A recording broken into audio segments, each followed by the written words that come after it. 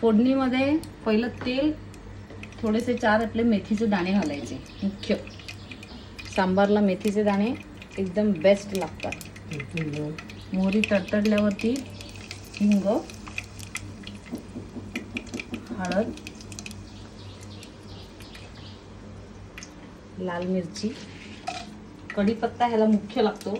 आपल्याकडे आता कढीपत्ता नाही आहे म्हणून मी कढीपत्त्याची चटणी घालणार आहे. हे सगळं झाल्यावरती ह्याच्यात आपण भाज्या सगळ्या घालायच्या. भोपळा, कांदा, टोमॅटो, बटाटा, त्याच्यानंतर तुमचं वांग एखादं. आता आपल्याकडे जे काय अवेलेबल आहे ते मी घातलंय.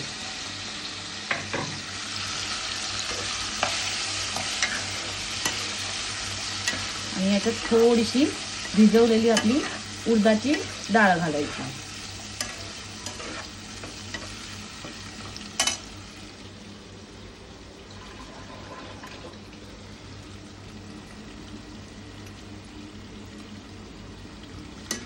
उडदाची डाळ घालून आता ते आपण सगळं वाफत ठेवायचं. 5-7 मिनिटात भाज्या शिजतात आपल्या.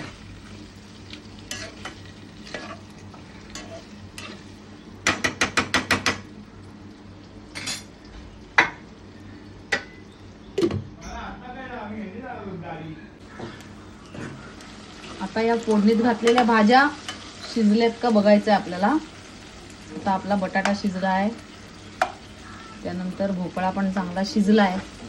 आता आपण त्याच्यामध्ये कढीपत्ता घालायचा. कढीपत्ता नाही आहे आपल्याकडे, आपण कढीपत्त्याची चटणी घालू थोडीशी.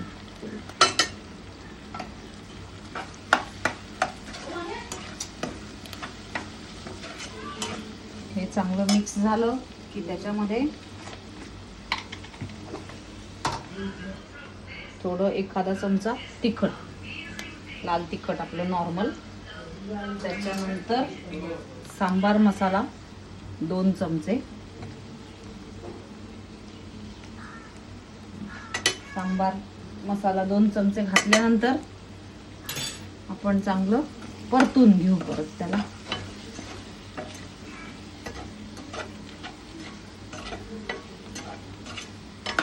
चांगलं सगळं मिक्स केलं 2 मिनिटांनी.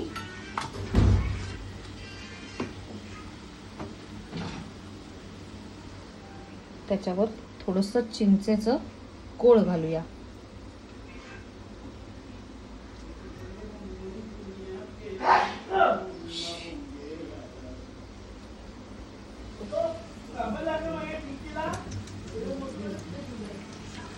चिंचेचा कोळ घातला, चांगलं परतून घ्यायचं परत एकदा.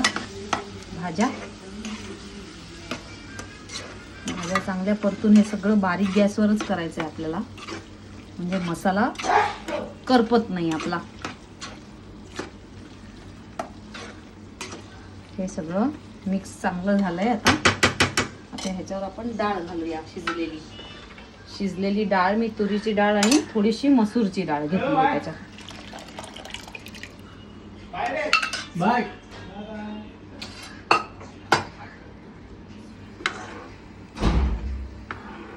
आता गॅस जरा मोठा करून हे चांगलं उकळत ठेवायचं आहे आपल्याला. उकळून झालं की थोडीशी उकळी आली की आपण त्याच्यात चवीप्रमाणे मीठ घालूया.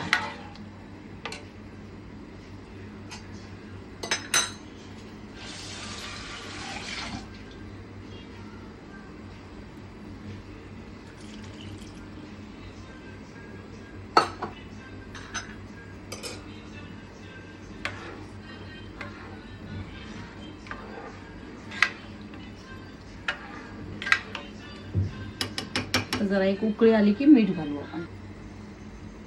मीठ घालते थोडं चवीप्रमाणे.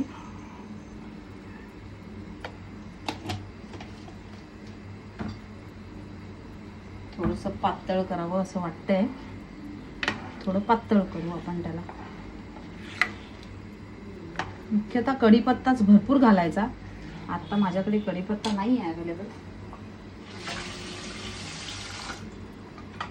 कोथिंबीरपेक्षा जास्त कढीपत्ता चांगला लागतो.